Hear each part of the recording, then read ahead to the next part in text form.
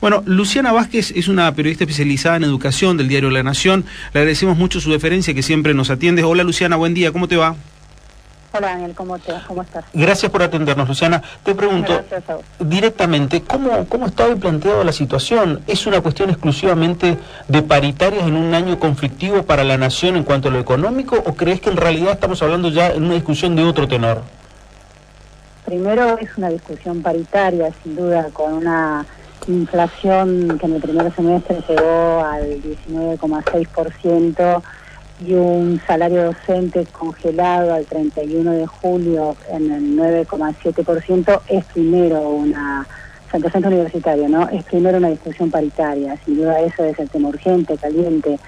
Los docentes, la paritaria docente no corre desde enero, sino corre desde marzo. Si uno tiene en cuenta la inflación de marzo al 31 de julio, fue de la inflación acumulada, como se debe calcular correctamente, fue del 14,7%. El único aumento que los docentes recibieron, los docentes universitarios recibieron, fue el 13 de mayo del 5%. Es decir, que llegaron a la paritaria del 13 de agosto con una pérdida de salario del 9,7%. De manera que, sin duda, primero es una discusión urgente del salarial docente. Ese día, el 13 de agosto, el gobierno ofreció otro 5,8%, de manera que al día de hoy, sin contar todavía la inflación de agosto, cuando los docentes cobren el aumento del 5,8% en septiembre recién, van a tener acumulada la inflación del 3,9%, van a tener la brecha de inflación de 3,9% más la inflación de agosto, que se supone que va a ser de más de 3 puntos. Sobre eso, el gobierno, con astucia política, imprimió otra discusión, que es la discusión de la eficiencia del sistema universitario público nacional, de la tasa, del ratio de cantidad de docentes por alumnos, de la correcta administración de las universidades, porque el primer argumento desde el Ministerio de Educación Nacional, de quien dependen las paritarias universitarias, fue que ellos en realidad no son empleadores de los docentes universitarios, sino que son las universidades quienes contratan y van sumando staff a sus organizaciones, van haciendo crecer la plantilla de docentes, de manera que ellos dicen, tenemos recursos finitos y las universidades son las que siguen sumando gente, es un problema de las universidades, deberían ser ellas las que negocien los salarios. Esa discusión en realidad es una discusión extemporánea. Es falso el argumento de que la paritaria nacional no cae sobre el Ministerio de Educación Nacional, esta es la paritaria de Alejandro Finocchiaro. Entonces son dos discusiones, una urgente, real, que corresponde al Ministerio de Educación Nacional, y una más estructural que hay que analizar. Efectivamente, las universidades nacionales tienen problemas, han sido fuente de corrupción, tienen baja eficiencia en los ratios de egreso de los alumnos, de graduación de alumnos. Ahora, una cosa no tiene nada que ver con la otra. Relativizar la responsabilidad del Ministerio de Educación en el medio de una paritaria nacional con los niveles de inflación que hay es una estrategia de comunicación y de rearmado del escenario de la discusión, pero sin duda el tema urgente es la paritaria.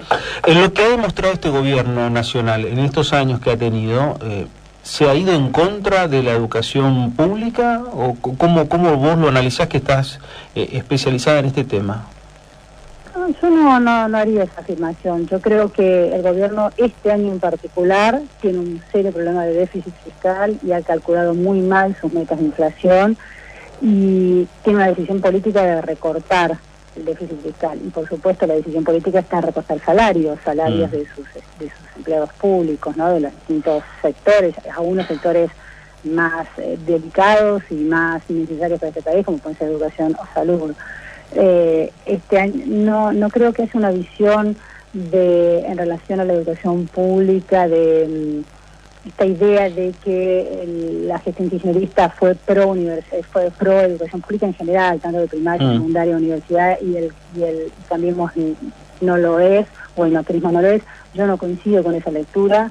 De hecho, la matrícula pública, por lo menos en primaria y en secundaria, durante los años de kirchnerismo bajó a niveles récord en Argentina. Si la privatización del sistema educativo se dio a niveles récord en Argentina durante el gobierno kirchnerista. De manera que las políticas públicas y cómo inciden en las matrículas de las universidades públicas o del sistema de educación básico puede ser repartido también en la gestión anterior que se decía progresista en relación a la educación pública. Yo creo que sí, este año la decisión política de compensar el salario de los docentes universitarios en relación a la inflación no es real.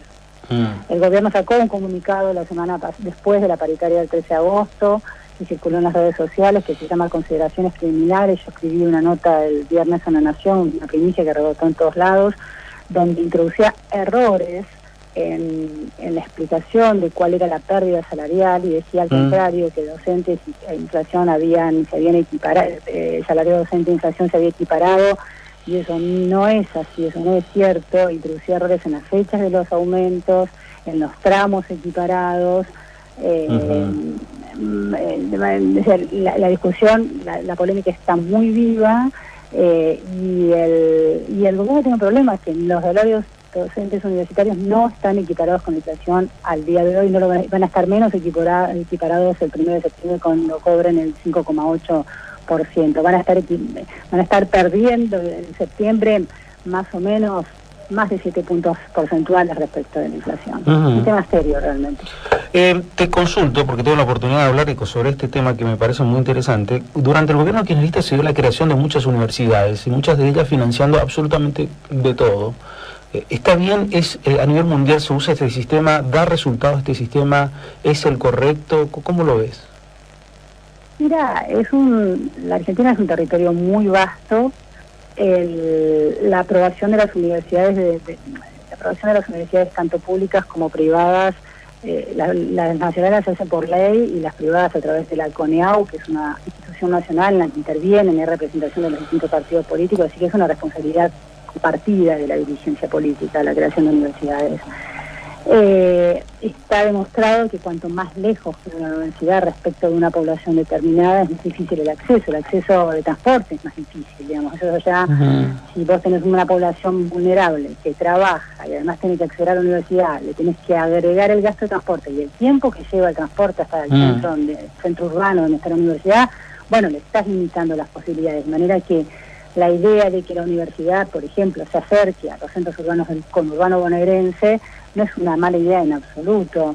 De hecho, la Universidad de Buenos Aires perdió matrícula en los últimos años, que fue de alguna manera captada por los centros urbanos del conurbano bonaerense. Ahora, la calidad académica de esas universidades, los procesos de gestión de esas universidades, la transparencia de la administración de los presupuestos de esas universidades, el uso político de los presupuestos de las universidades, el uso de ese presupuesto para sostener a los punteros, al punterismo político, bueno, eso es otra historia.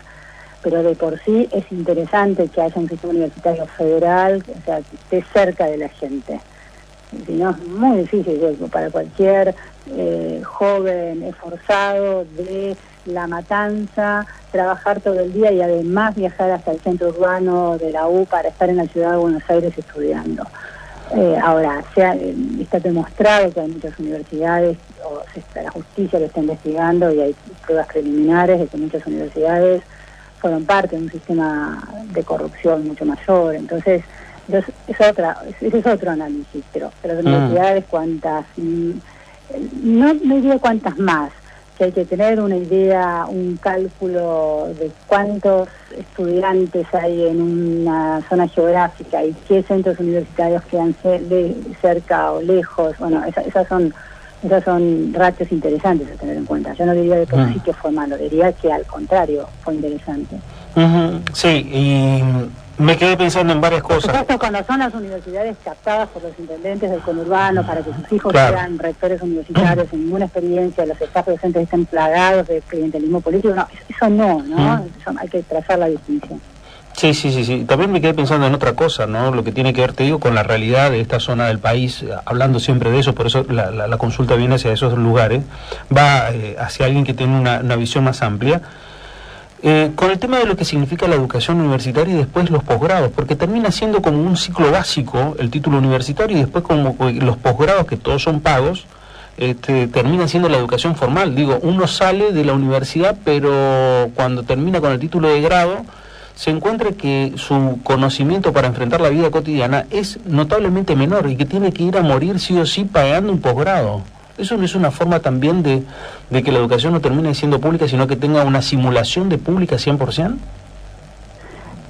¿Vos por qué decís que el posgrado es una manera de sumar formación a una formación deficiente? La decisión del posgrado en general se da por varios motivos. Una es lo que se llama en educación la teoría de la señalización. El título, cada uno de los títulos que sumás después del título de secundaria, que es como el básico y el obligatorio, es el que te permite mejorar tu nivel salarial, porque es una señal a tu empleador que tenés sobre una calificación mayor, otra calificación mayor, y de que fuiste capaz de sortear un obstáculo mayor cada vez.